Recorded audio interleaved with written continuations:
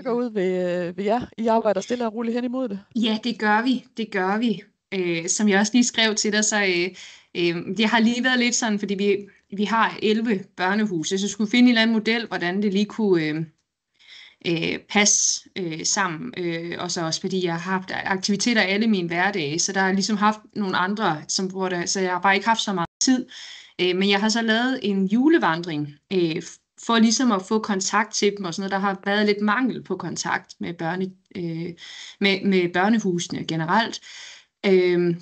Og så har vi har lige fået nyt, på grund af der menighedsråd, så er der faktisk kommet et helt nyt udvalg, og de var lidt, at det gamle sagde, at de synes det var en virkelig god idé, men de synes det var det nye, der ligesom skulle tage beslutning om der skulle være børnetjeneste. Men det vil de gerne have, at der kommer.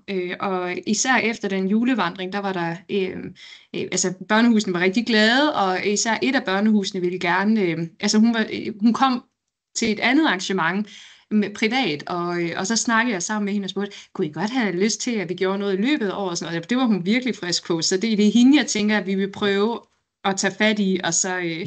Helt oplagt at starte der. Lige præcis, og det var det, mit udvalg, de var sådan, okay, du skal, de synes, man skulle lave en prøveperiode med ligesom en børnehave til at starte med, og så kan det vokse. Så det er faktisk, nu har jeg fået grønt lys, og jeg har været i gang med at fylde lidt ind i årsplanen, og så også prøvet at lave den lidt til os, altså sådan, så i stedet for som I har skrevet, så laver jeg julevandring, simpelthen også for lidt at aflaste, og så har vi sådan en ret traditionsrig påskevandring, altså den har været i 20 år nu, for skolebørn, og jeg synes, det kunne være oplagt, at de ligesom fik den også, altså at de så kom på påskevandring, så påsken og julen, de bliver så lidt mindre skala, men jo stadigvæk en del af børnetjenesten. Så jeg gør det lidt til alla værløse steg. Ja. Jamen, det er jo også det der med at finde det og passe det ind i, hvordan jeres virkelighed så er, ikke? Præcis, er tanken så at køre det, altså de 4 andre gange, sådan som det nogenlunde er i manualen, er 2 gange, eller hvordan? Ja, det har jeg tænkt faktisk. Men det var også noget af det, jeg sådan vil snakke lidt om her på mødet, især også, hvis der nu var nogen. Jeg kunne sidste gang, var det Ulla, eller hvem var det, der var i gang med, og der havde lavet en børnetjeneste. Hvem var det, der var der? Ja, jeg tror, det var Ulla, der var i gang. Ja, ikke også? Og jeg kunne godt tænke mig sådan at høre om erfaringer med, måske, fordi jeg ved ikke, om hun snakkede lidt om kun at have 1 dag, og erfaringer med det, men umiddelbart så tænker jeg, at jeg prøver at foreslå det med de 2 dage, og så må vi se, hvad børnehuset siger, og så ellers så må jeg prøve jeg ved ikke, har I hørt om andre, der har erfaring med kun at have det sådan 1 dag? Ja, der er nogle enkelte steder, hvor de kun gør det 1 dag, og det kan både være på grund af børnehuset, altså der er nogle få steder, hvor børnehaven simpelthen ikke kan have ressourcer til at være afsted 2 dage, og der er også nogle steder, hvor de ikke kan få det til at gå op personale ressourcemæssigt. Okay. Men erfaringen er helt klart, at hvis det kan lade sig gøre med de 2 dage, så giver det giver mere den der tilknytning. Altså det, at man kommer 2 dage i streg, giver fornemmelsen af, at man virkelig hører til dig. Fordi første dag nogle gange også kan være, jeg ved ikke om overvældende er det rigtige vel, men du ved, der skal man ligesom ind i tingene, og så når man kommer dag 2, så har man også tænkt over det, og haft en chance for sådan at have tingene liggende i baghovedet. Det gør tit, at ungerne er mere åbne på dag 2, så hvis I har mulighed for det, vil jeg helt klart prøve det af. Og også netop for at få opbygget den relation, som I siger, det synes jeg også er virkelig fint. Lige præcis. Der var et eller andet galt med mit kamera nu, men jeg håber, I stadigvæk kan høre mig. Vi kan stadig høre dig. Det er godt. Vi kan ikke se dig længere, men vi kan høre dig. Det er godt. Og nu har vi også fået et baggrundsbillede på Marianne, men stadig ikke noget lyd. Nu kan vi se dig igen også. Men også fordi, at hele konceptet jo bygger på det her med det undrende fællesskab, og det er jo noget, vi skal øve os i. Og vi skal øve os i det sammen med børnene. Ja. Uanset om man vælger at lave julevandringer og påskevandringer, så er der jo stadig det her omdrejningspunktet, som er det undrende fællesskab. Det her med livets store spørgsmål. Ja. Det er noget, som når børnene får lov til at komme hjem og sove, og måske tale med deres mor og far, de har fået det her kort med hjem, så samtalen kan fortsætte derhjemme. Så hjælper vi dem også til at komme ud af det her med at være mere konkrete, som de er jo i den alder. Vi ønsker jo, at børnene skal skal motiveres til at øve sig i at tænke abstrakt. Fordi det er jo ligesom det der omdrejningspunktet også i Bibelen, altså at det er en masse store, fantastiske spørgsmål, som jo er nogen, som følger os hele livet. Det er rigtigt. Og jeg tænkte også, at jeg ville til både julevandring og påskevandring, ligesom lave et kort også, som ligesom samtalekort, som I også har gjort, så bare lavede det til. Ja. Og der er også det, at det skal du i hvert fald være opmærksom på. Nu kan du, det er jo fedt det der med, at du har mulighed for at gøre, at du har et menighedsråd, som bare går op. Man kan sige, at det der er erfaringen, som vi har gjort os, det er, at jo mere hver gang ligner hinanden, jo nemmere bliver det. Så hvis det er for eksempel en julevandring, så er det super fint, så er det bare vigtigt på en eller anden måde, at du selv evaluerer, eller hvis du har nogen, forhåbentlig, det kunne være dejligt, hvis du havde nogen at gøre det samme med os jo, at lige finde ud af, okay, hvad var det, der skete her, nu gjorde vi noget andet i dag, forandrede børnenes energi sig, eller var der den samme interesse, eller sådan. Det er bare et forslag. Måske tage et af elementerne fra det her med at tale sammen. Ikke at de skal sætte sig ned rundt om en lysklub og sådan, men måske stadig have den her samtale i gang. Og der kan du finde på nogle spørgsmål, som jo passer til påskevandringen. Men måske stadigvæk ligesom bliver reflekterende. Så tror jeg, det muligvis, det kan du komme og fortælle os, hvordan det bliver. Men det er ligesom den der kontinuitet, som også dem trygge. Ja, det er en god pointe. Jeg havde også tænkt lidt på, om man, fordi når det nu bliver lidt en prøveperiode, og hvis de er med på det, at man også godt efter påskevandring simpelthen kunne lave nogle af kreaaktiviteten bagefter, eller et eller andet, fordi så er der sådan egentlig, at koble det lidt med materialet i forvejen, så de stadigvæk får noget. Det skal jeg lige finde ud af, hvordan den lander. Ja. Jo, ellers, det kan jo også være, at de går ind på samme måde, eller at de synger den samme startsang. Eller, god idé. Der skal ikke så meget til for at skabe den der kontinuitet, selvom at påske og jul så er lidt anderledes. Ja. Jeg kan se, Marianne, vi har fået et billede på dig nu. Kan du høre os? Jeg kan sagtens høre jer. Jeg sidder bare lige og sender lidt mails. Det lød som sådan en lidt uformel samtale. Dejligt, det er så fint. Ja, men det var fordi, vi kunne ikke lige se, om du kunne høre os, eller hvordan der var ledet, så vi tog bare lige en startsnak. Men jeg havde, jeg måtte lige have jer på telefonen i stedet for, fordi der var dårlig netværksforbindelse, men den tager den nu på 4G. Det tror jeg, den bedre kan overskue. Det er så fint. Vi kan i hvert fald tydeligt høre dig. Og endda se dig. Det er godt. Godt. Jeg ved ikke, om du hørte, men der burde egentlig have været 2 mere, men det ser ikke lige ud, som om de dukker op, så nu tager vi den bare lige med jer. Ja. Naja og mig har jo mødt. Jeg kan ikke huske, var I begge 2 med sidst også? Jeg var. Ja. Jeg kan ikke huske det simpelthen. Hvornår var det? Det er jeg faktisk også i tvivl om. Jeg tror ikke, du var med, Marianne. Nej, det mener jeg heller. Kan I ikke bare lige fortælle hinanden, hvor I står nu i forhold til børnetjenesten? Og hvad så, hvordan det ser ud? Ja, jeg er i Pederstrup Sogn i Ballerup, og er kirke- og kulturmedarbejder. Her har været det 1 år. Og jeg har ikke noget med børnetjenesten at gøre, sådan som det er nu. Vi snakker lidt om nogle af vores tilbud skal laves om, så på den måde, nogle af vores tilbud til børn skal laves om og sådan noget, så det her, det er lige så meget for at søge lidt inspiration, og hvis der er nogen, der spurgte mig, hvad børnetjenesten var, så er jeg faktisk heller ikke sikker på, at jeg egentlig ville kunne svare på det, men det er jo også, fordi jeg stadigvæk er relativt ny i det, men det kunne måske være meget fedt også lige at vide, hvad er det egentlig, det kan. Det er jeg faktisk i tvivl om. Ja. Det får du i hvert fald en kort intro til i dag, så. Dejligt. Ja, og ja, jeg er jo fra Værløse-sogn, altså vi er i samme erfagruppe, Marianne og jeg, så det er lidt hyggeligt.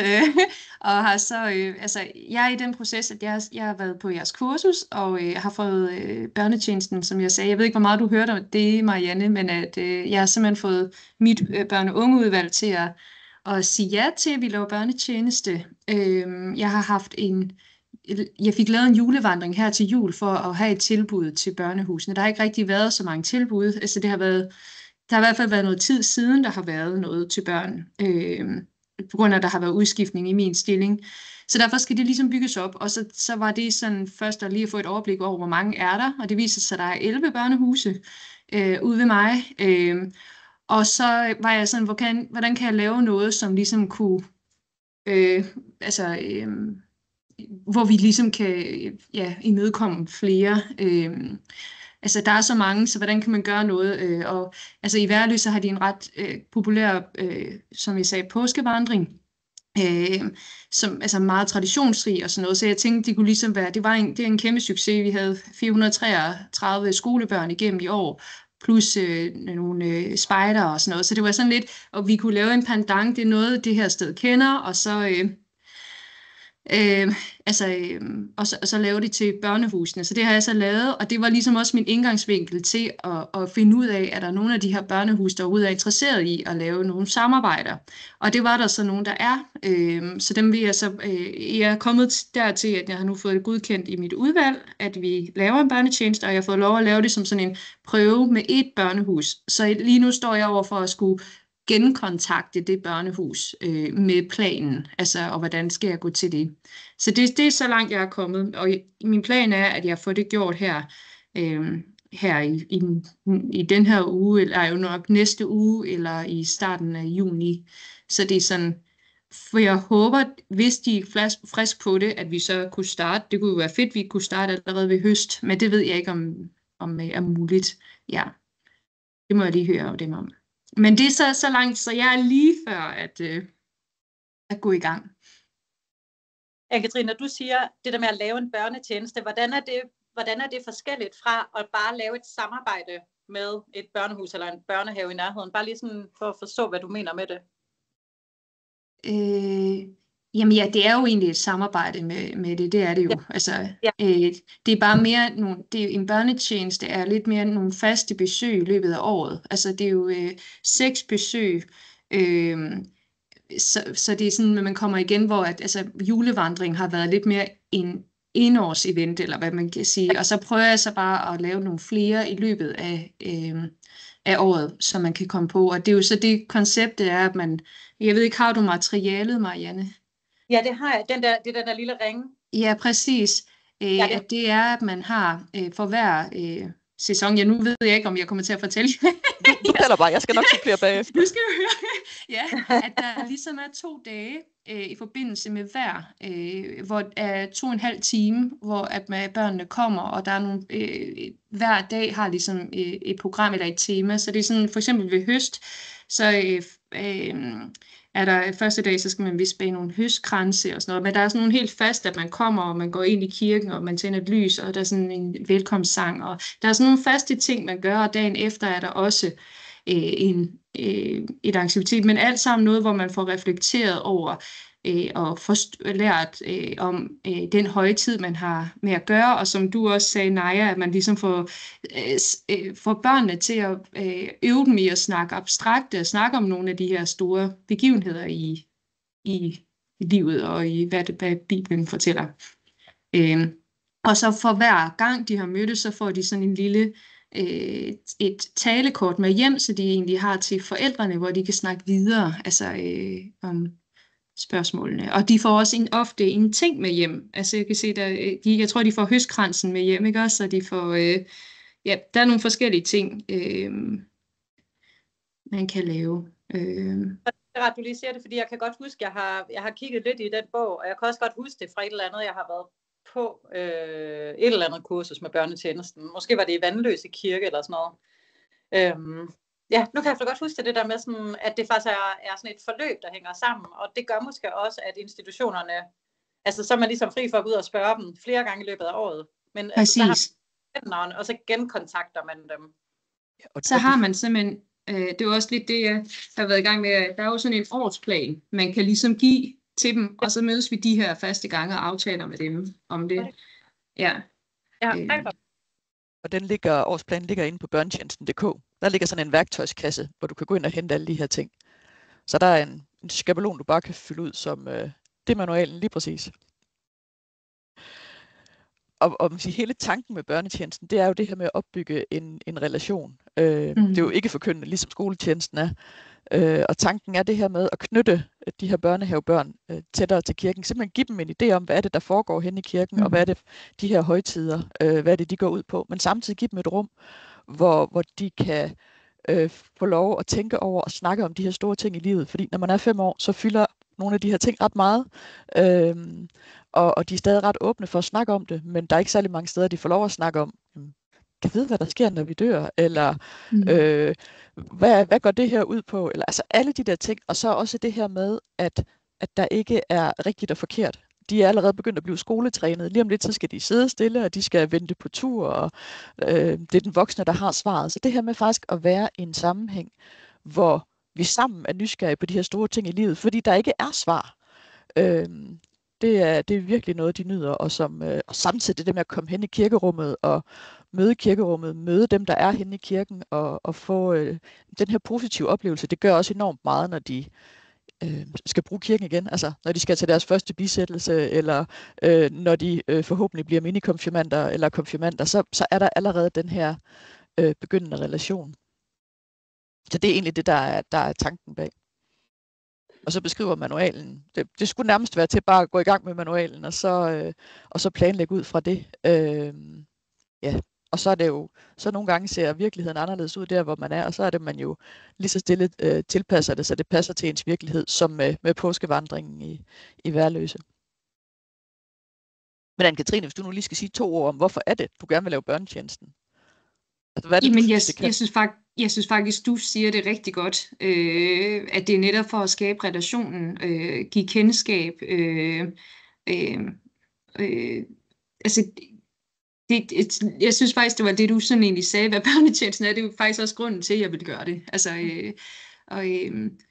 jeg synes, det er jo, kirken er for alle, og alle skal kunne komme, og jeg synes, det er vigtigt, at man har et sted at kunne snakke om store ting, uden at det behøves at være, altså, hvor det ikke er, at det ikke er, altså, det er jo et nysgerrighedsrum, eller et og det synes jeg jo er virkelig fedt at kunne få formidlet. Ja, altså, så synes jeg, det er vigtigt, at de ved, at det er et sted, man kan komme og stille de her spørgsmål, uden at det behøver at være, at man er religiøs. Altså, og så også bare, at man begynder at forstå, hvorfor er det, man gør ting i kulturen. Altså, hvorfor er det, at vi fejrer jul? Hvorfor er det, vi fejrer at helgen? Hvad er det, det handler om? Og altså, så alle sådan nogle ting, så man forstår virkeligheden mere, eller den kultur, man selv er en del af. Mm-hmm. Nej, du havde også en... Ja, og så er det også, at selvom vi har udviklet et koncept, hvor vi ligesom sådan kører efter en ret stram skabelon, så er det her skabt til, at børn kan være medskabende. Altså det er ikke et undervisningsmateriale, man skal ikke ud og undervise. Det oplever de masser af andre steder, hvor de skal lære noget hele tiden, eller være dygtige til noget hele tiden. Det her, det er, hvor der er samtale, det vil sige, det går mellem de voksne og mellem børnene. Der er ikke noget underholdning. Der er masser af underholdning i kirken, hvor de skal over og opleve noget og sidde og kigge på nogen, der gør noget. Det her, det er, hvor at børnene gør det hele selv. Vi er aktive i de kreative ting sammen med børnene, men vi er også aktive i samtalen. Vi er aktive også, når vi reflekterer sammen med dem, ligger og lytter til musik sammen med dem. Altså, vi hele tiden som voksne er med sammen med børnene i øjenhøjde. Og det synes jeg er en væsentlig faktor også at have med, at det ikke er noget, de skal over og opleve nogle andre gør. Og det er også noget af det, der er vigtigt, når man så begynder at etablere de her samarbejder med pædagogerne. At de også er med på den præmis, og også at de tør bruge sig selv. Altså det er i hvert fald det, vi kan se, det virker allerbedst, hvis pædagogerne stopper med at være helt så meget pædagoger, når de er i børnetjenesten, og bare er deltagere sådan til til det ikke bliver, nu retter vi på jer, eller nu skal I det her, men også at de ikke melder sig ud og bare sidder, at de faktisk også ringer med klokken og siger deres navn, at de også er oppe og tænde lys, at de deltager også, fordi det er den her sådan ligeværdighed, at vi er nysgerrige sammen.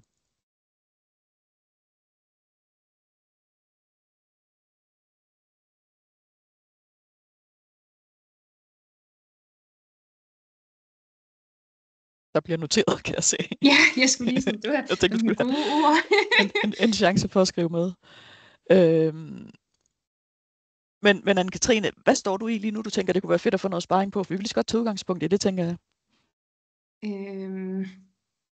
Ja, altså, jeg tror egentlig, at jeg havde tænkt lidt, der var ligesom,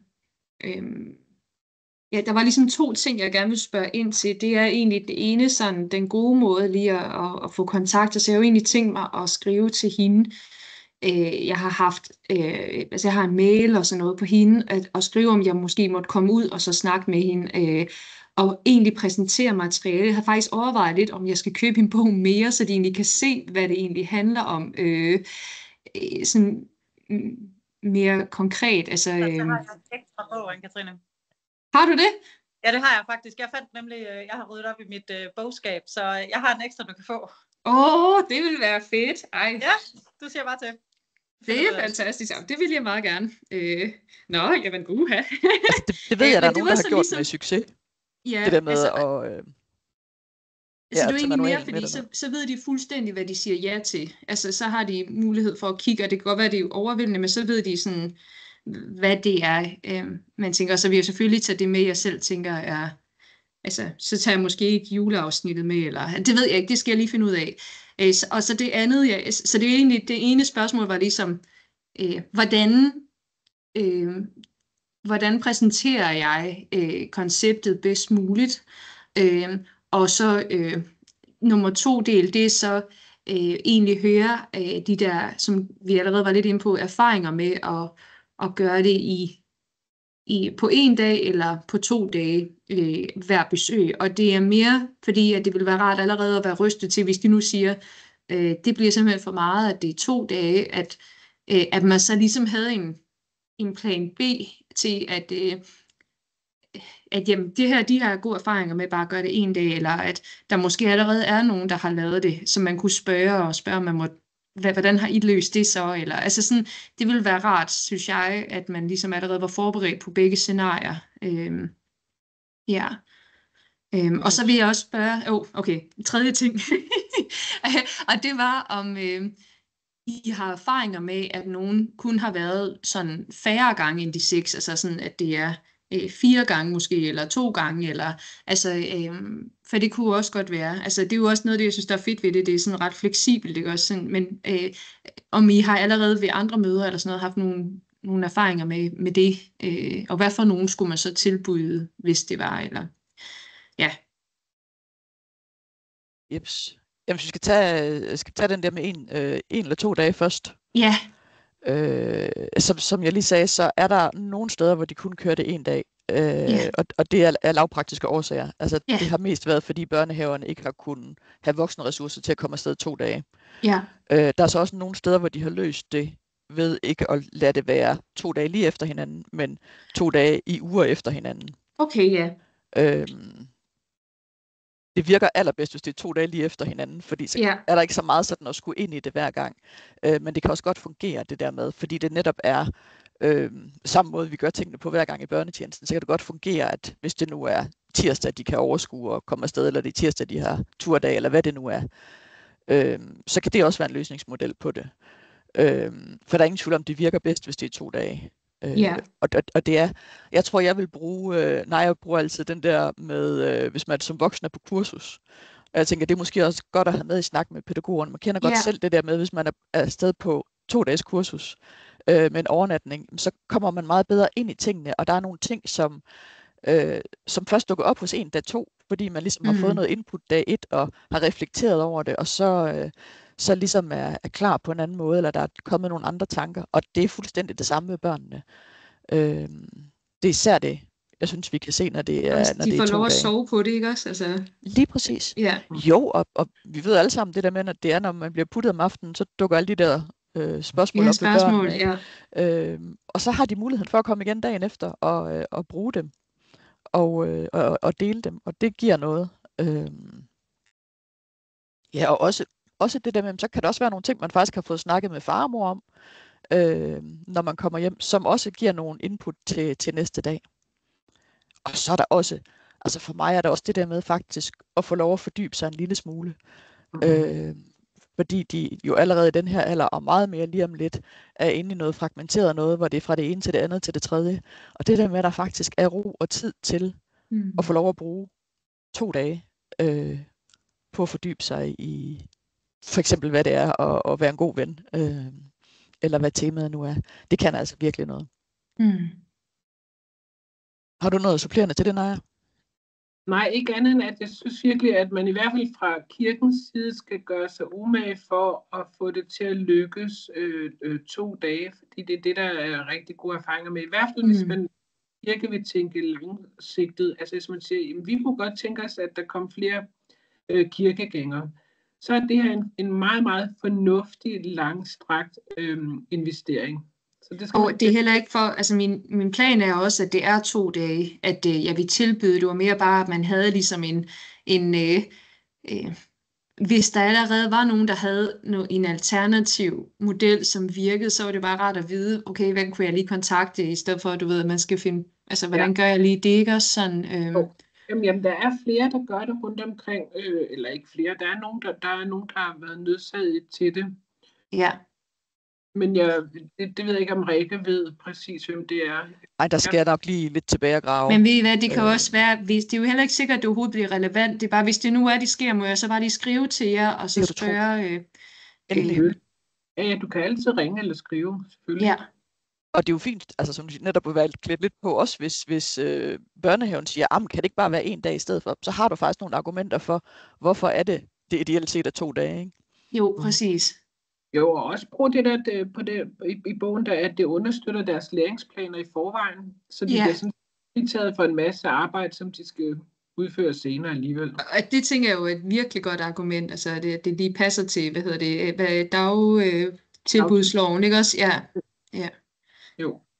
Og den kan du altid gå ind også lige og google en gang, så lige se, om der er nogle opdateringer, så kan du lige have det. Ja, men nu står der jo sådan og sådan, så har du styr på det. Ja. Og man kan sige, det er lidt det samme, det der med, om det skal være 6 gange, eller om det kan være mindre. Altså, jeg vil ikke være bange for at køre 4 gange børnetjenesten, og så de 2 vandringer, du har. Men det, der er vigtigt, er igen, at der ikke går for lang tid imellem. Ja. Jeg ved, der er nogle steder, hvor de har været nødt til at droppe pinsen, fordi der er hele det der med børnehaver, der starter i skole i løbet af foråret, og så er der ikke rigtig nogen, og hvordan og hvorledes. Så der er nogle steder, hvor de kun kører 5 gange af den grund. Men der sker noget magisk, når man når hen til gang 4, 5 og 6, fordi det er der, de virkelig begynder at både være trygge, men også være trænet i at snakke om de her ting, så man måske går fra og taler om far, der har fået en ny bil, til nogle af de her ting, vi faktisk gerne vil snakke med dem om. Ja, det er også noget, man kan sige til dem, at vi giver dem mulighed faktisk for at kunne lykkes med noget, som er ekstremt abstrakt, og noget, som vi som voksne bare tager for givet. Ja. Altså, jeg vil ind på det lidt senere, hvis vi når det. Altså, at vi kan sagtens her som voksne sidde og sige, hvad er livet for noget? Altså, det kunne vi sagtens finde nogle begreber på og tale ind i frem og tilbage, men det vi skal huske på, det er, at børnene, de tænker ikke abstrakt på den måde, sådan at kan spørge sig selv, hvad er livet egentlig? Men de oplever livet.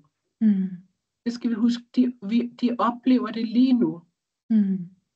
Og det skal vi på en eller anden måde give dem mulighed, altså det kan vi, tænker jeg, som kirke virkelig favne, at de får muligheden for, at der hvor de er i livet nu, hvor de oplever, hvad er livet. Vi ved, hvad livet er, fordi vi har ligesom gjort det. Det er meget, det som jeg synes, der er usædvanligt fint ved det her koncept, det er, at vi som kirke kan favne den proces, som børnene oplever lige nu. Ja, det synes jeg er virkelig fint. Og noget af det, der måske også er interessant ind i det, det er, at i øjeblikket der bliver forsket rigtig meget i det der med sundhed som bredere end bare fysisk sundhed og psykisk sundhed. Og WHO har jo sådan 4 kriterier for sundt, og der er åndelig eksistentielt faktisk det 4. kriterie.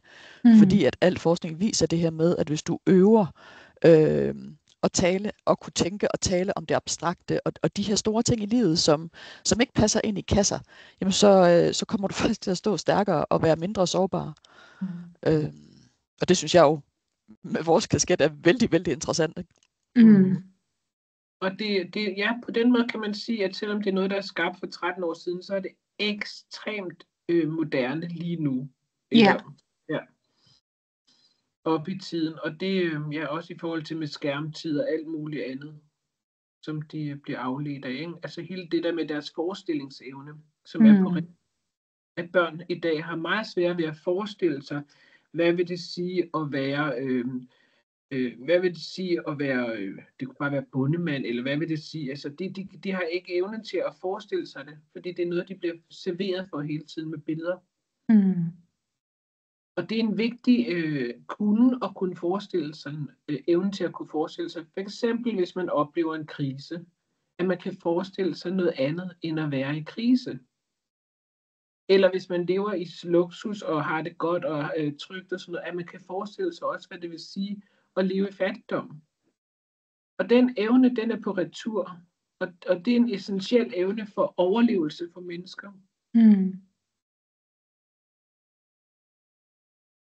Så var der den her med, hvordan du bedst præsenterer det for børnehaven.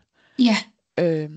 Og jeg tænker, det er fint at have 2 manualer med dernede, din egen og en eventuelt til dem. Jeg tror ikke, jeg vil starte med at give dem den.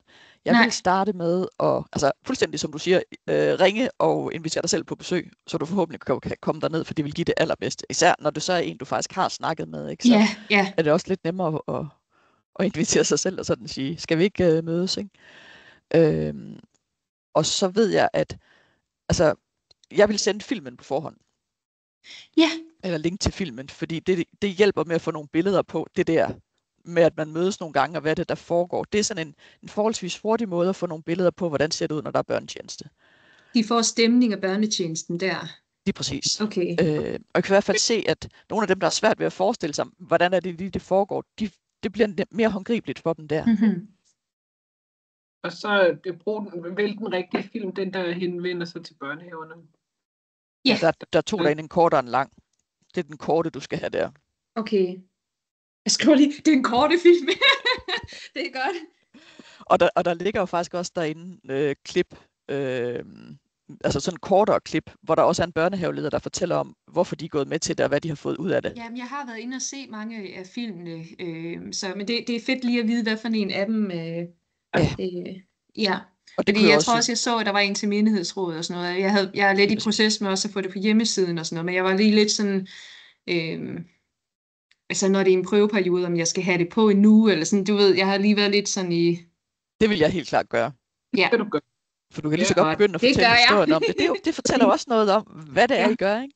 Jo, helt enig. Og det skaber opmærksomhed, hvis det er, at du på et tidspunkt siger, ej, det kunne være fedt at have nogle frivillige med, så er der måske allerede nogen i det her år, der har set det. Altså, på film også på jeres Facebook-side, nu er vi i gang med det her, det bliver spændende, og nu har jeg lige været til netværksmøde, og du ved, alle sådan nogle, jeg ved godt, det tager tid, men altså... men det er jo fuldstændig ret i. Et billede af, at nu sidder du og skriver din bog, og nu er vi på vej på cyklen ud til, altså, for at skabe opmærksomhed. Ja.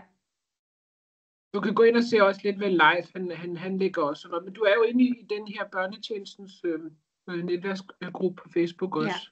Ja, jo. Det tror jeg i hvert fald, jeg er. Eller så bliver jeg det i hvert fald, hvis jeg ikke er. Og så det der med, når du så sidder nede i børnehaven, jamen, altså, så vil jeg have årsplanen med, for den er god at tale ud fra. Ja, det er de her gange, også. Og skal vi aftale tidspunkter med det samme, fordi hvis I kan det, så er det bare nemmere både for dig og for børnehaven. Ikke? Ja. Selvom det godt kan være, at de skal have en reminder op til så, men så ligger der ligesom en plan for det. Og så vil jeg bruge manualen til at vise altså et eksempel på, det kunne være sådan her en dag ser ud. Og så få den der fornemmelse, fordi hvis hun så har brug for noget mere om, hvad det egentlig der foregår, så vil det være oplagt at sige, vil du have en manual at kunne kigge i her? Og hvis hun hopper på den, så lad være med at give hende manualen, fordi så er der ingen grund til, at altså det bliver også en aflastning for dem, at komme hen, og det ligesom er dig, der kører det. Så bliver rollerne lidt mere rene, at om det er dig, der har styr på børnetjenesten, det er dig, der kører det. Det er jo også fedt nok at have nogle overraskelseselementer i, hvor de ikke ved, hvad der skal ske. Men det var også bare mere for, at de forstod lidt konceptet. Jeg synes, det er en vildt god idé at tage den med og så vise en dag, så man ligesom kan vise strukturen. Og det kan måske også være, at jeg har den der årsplan for børnetjenesten med, og så også en plan over elementplan for dagen, eller altså sådan, ligesom I allerede har skrevet børnetjenesten, altså sådan en... Jeg tror, at det ikke den første, hvad der er under metoden, at der er alle de der, hvordan er en dagsprogram, eller hvad hedder det sådan? Jo. Og så skal du også tænke, at du kommer med enormt stor værdi. Anne-Katrine, du har stor værdi, du kommer med ressourcer, du kommer bare ind med noget, hvor de ikke skal sørge for en hel masse. Så du skal se dig selv som en kæmpe ressource, en kæmpe gave, kommer ind i den her børnehave. Og sådan en energi må du også godt, det kan jeg også mærke, du har allerede. Sådan en energi skal, altså nogle gange, når man sidder alene, så har man brug for lidt. Ja, det er rigtigt. Det er virkelig noget, som der er tiltrængt derude, fordi de har ikke særlig mange midler eller mulighed for at komme på ture overhovedet. Så du har høj værdi. Det er rigtigt, at det kan. Det skulle jeg faktisk også, nu ved jeg ikke, om nu kommer jeg altså til bare at snakke, I må stoppe mig, hvis i høstgangen, så er det jo, at man tager ud og plukker æbler, eller plukker grøntsager et sted på en plantage, eller i en eller anden have, eller et eller andet. Og vi har også alt det der, altså jeg kunne se, I skrev, at altså, omkostninger ved transport og sådan noget, det betaler kirken. Ved I, altså er det, hvor stort behøves det at være? Altså kan det bare være i haven bagved? Altså, hvis der er nogle æbletræer, eller et eller andet, nogle blomster, eller nogle grøntsager, whatever, fuldstændig. Okay. Ja. Og den findes i alle modeller. Altså den findes fra, at man putter hele børnehaven i en bus og kører dem ud på en besøgsgård et eller andet sted, til præstens have, lige ved siden af, hvor der er et æbletræ og måske nogle bærbuske eller et eller andet. Og der ligger faktisk også inde i Facebook-gruppen, der har Leif lavet sådan et forslag til, hvis man ikke har mulighed for at komme ud et sted, og selv plukke noget, hvad man så faktisk kan, så har han lavet sådan noget collage med nogen, altså købt noget frugt og grønt, som de så skal tegne ind på sådan en planche og tale om, hvor det kommer fra og sådan noget. Nå, hvor fedt. Okay, så den kan skaleres op og ned alt efter, hvad man har af muligheder. Ikke? Okay. Men jeg synes jo, det er jo alle tider at komme afsted. Det synes jeg jo bare vil være mega fedt. Helt klart, det kan lade sig gøre. Ja, og jeg tror også, vi har også en gård ret tæt på, og den jeg tænker på, der er vist, så fik jeg vide, der måske er noget bag ved dem, også sådan en plantage, så jeg tænker, det må jeg lige finde ud af, og det kan også være, at de ved det, altså børnehuset. Det er jo også mere sådan,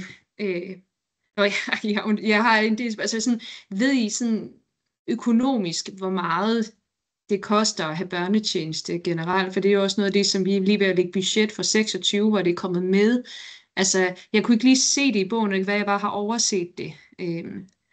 Nej, altså vi har på sådan nogenlunde timer, og vurderingen er omkring 100 timer, 90-100 timer det første år.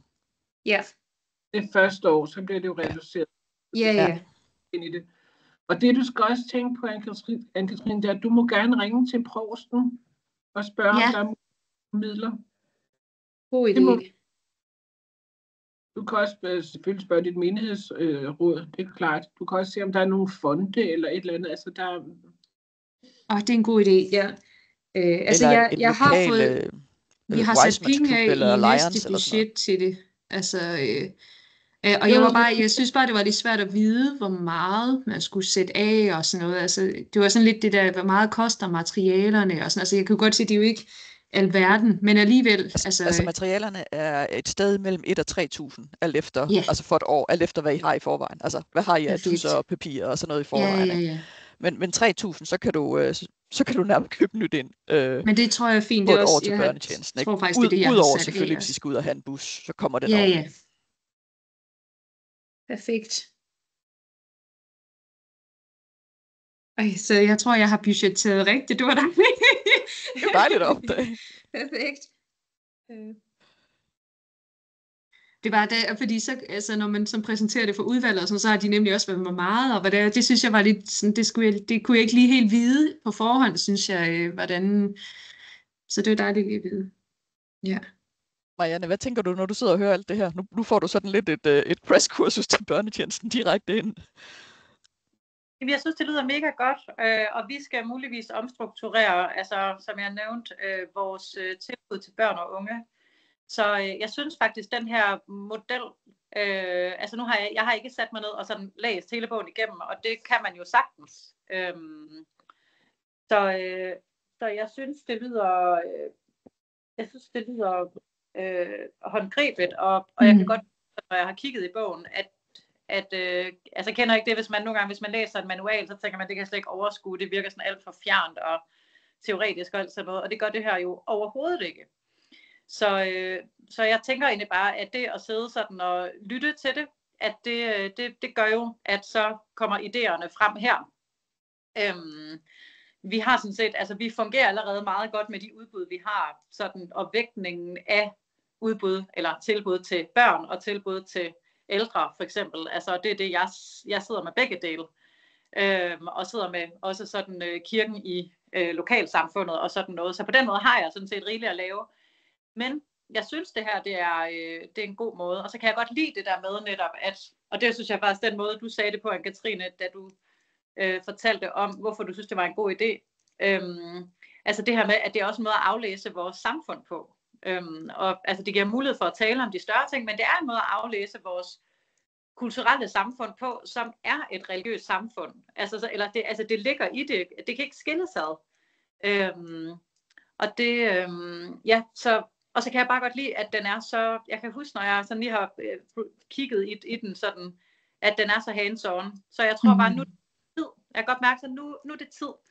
Og så må jeg lige se på det i 2026, hvordan vi ligesom kan begynde, fordi jeg har et samarbejde med de lokale institutioner. Vi har haft dem over både til påske og til jul. Jeg har været med på deres ledermøde og sådan noget. Men det her med sådan, nu her efter et års tid, at få det struktureret lidt mere, fordi det er faktisk de her 6 gange i løbet af et år, kan I se, det er realistisk, og altså, det tror jeg faktisk ville være en god form, og det kunne godt afløse noget af det, som, eller det vi skal til at morfe om, der ville det give god mening det her. Så jeg tror bare, det er godt for mig at sidde og lytte til, og ligesom lade det bare sådan forme mine idéer. Så jeg er jo sådan på et før stadie 1, hvis man kan sige det sådan et introduktionsstadie inde i mit system, og i vores system her. Så det er bare godt at lytte. Det er super. Ellers så bryder du bare ind, hvis der er noget, du tænker, at det her, det skal jeg lige have en forklaring på, eller sådan noget, ikke? Jeg lytter. Jeg kigger lidt rundt, så kommer jeg i tanke om nogle andre ting, jeg skal huske, ikke? Så har jeg lige sådan en lille liste her.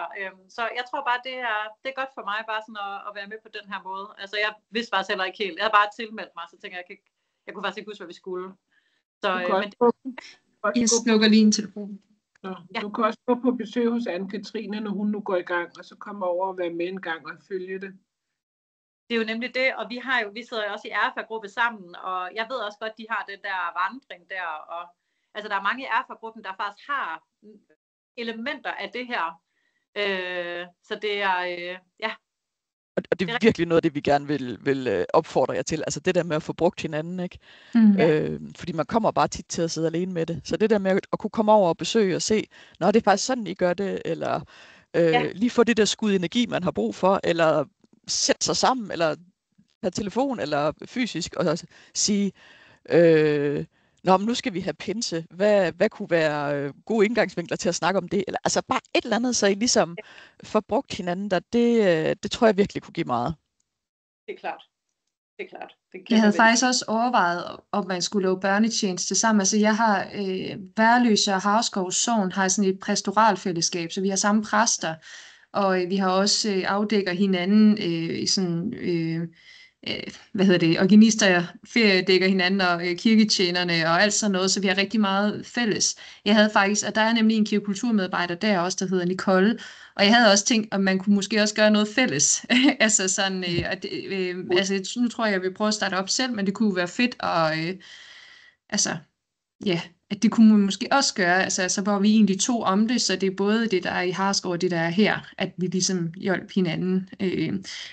Nu tror jeg godt, at mit indtryk er, at jeg godt kan få en kirketjener med, som også kan spille guitar, så det vil være altid også, at og jeg ved også, at jeg har en frivillig, jeg er ret sikker på, at jeg kunne spørge, der ville være med på, han kan spille klaver, hvis det var. Så det var sådan noget, jeg tænker sådan, det... Du er allerede i gang. Du har simpelthen så god energi. Så det, jamen, du har allerede en masse løsninger. Det skulle du virkelig også bare have kredit for. Tak. Men det er jo også det, jeg synes, det er jo fantastisk materiale. Jeg synes, som I kan forstå, altså, som I kan sådan, jeg har bare et stort sogn, så det er også det der med, hvordan går jeg til dem på, altså sådan, det også bliver overskueligt. Jeg synes, det her, det gør det meget mere overskueligt, at det er sådan, at det er lidt mere nogle mødegange i løbet af året, end at det er noget fast hver måned, eller sådan noget. Jeg synes, det gør det meget mere håndgribeligt, og også, det gør det også muligt, at vi kan tilbyde det til flere. Altså sådan, har I nogle erfaringer med, at der kan være 2 på én gang? Altså 2 børnehaver? Ja. Det kan da sikkert godt, altså en formiddag og over middag, men altså jeg tror, de har mest tid i børnehaven om formiddagen, til de skal på tur. Det vil jeg næsten tro, men ved du, du skal bare blive ved med at tænke stort, fordi det kan også på et tidspunkt, at hvis det her det bare lykkes for dig, og kirken siger, wow, hold da op, mand, der vælter ind med børn, og der kommer flere til børnegudstjenester og sådan noget, så kan det også være, at du lige pludselig har en kollega. Det er jo lidt det, altså, og det er jo også det, at I vil høre, hvordan har I nu sagde det med, for det er jo også noget af det, som de godt kan se værdien i, at vi ligesom, der bliver bare et større kendskab, og også forældrene bliver mere opmærksom på, der er faktisk nogle initiativer i kirken og sådan noget. Men har I nogle erfaringer med, at man giver noget reklame med, eller hvordan, altså i forhold til, I er også velkommen til at komme til Gud og Spaghetti, eller hvad, altså sådan, er det sådan noget, hvordan, fordi på en eller anden måde så, ja, det vil bare sådan, ved I, hvordan det er der man flere, har gjort? Ja, det er der flere kirkerne, altså når de først lærer jer at kende, som så flere børnehaverne, det vil sige, der giver grønt lys for, at man så kan hænge opslag op. Det måske skal du ikke starte med det. Men det tænker jeg heller ikke. Men over tid, så har det ikke overhovedet været noget problem, fordi de finder ud af, at det er harmløst, og netop at, fordi det er ikke et forkyndende koncept. Ja. Så selvom det så vil være en forkyndende at komme til en børnegudstjeneste, så er der masser af børnehaver, der siger, helt selvfølgelig. Altså, det handler om tillid, skulle du tænke på. Ja. Mit indtryk er også, så nu har, når man både har med skoler og sådan noget at gøre, og børnehuse, at det er meget, de skal simpelthen lige vide, altså det er meget personbæret. Altså synes man, at den er, kan man lide den, kan man ikke, eller det var en god oplevelse, det var en, altså sådan, jeg tror, det er meget der, det er. Og så ved jeg, at der er også nogen, som har eksperimenteret med at holde en ekstra børnetjenestegang efter børnetjenesten. Ja. Altså lave sådan en fake gang, men hvor man inviterer forældre og søskende med. Så de ligesom kan få et indblik ind i, hvad er det, der er foregået til det der børnetjenesten. Og så ens børnetjenestebørn kan vise rundt til stationerne. Og så har man jo også forældrene i tale der til at kunne sige, hvis I har lyst til at holde kontakten, så har vi de her muligheder. Så skal man så bare rent sige, det her det er jo forkyndelse, ikke? Men at der er faktisk de her muligheder for familier, hvis I har lyst til at holde tilknytningen. Det er en god idé også. Også nogle opslag inde på Facebook-gruppen omkring det. Men jeg tænker, Rikke, vi behøver jo, jeg tænker, at det vi egentlig havde tænkt på med den der ud i grupper, det tror jeg, vi skal gøre næste gang så. Det tænker jeg også. Ja. Vi overvejer... Så får I faktisk en lille undrende fællesskabsopgave, men det kan I se frem til. Ja, hvor godt.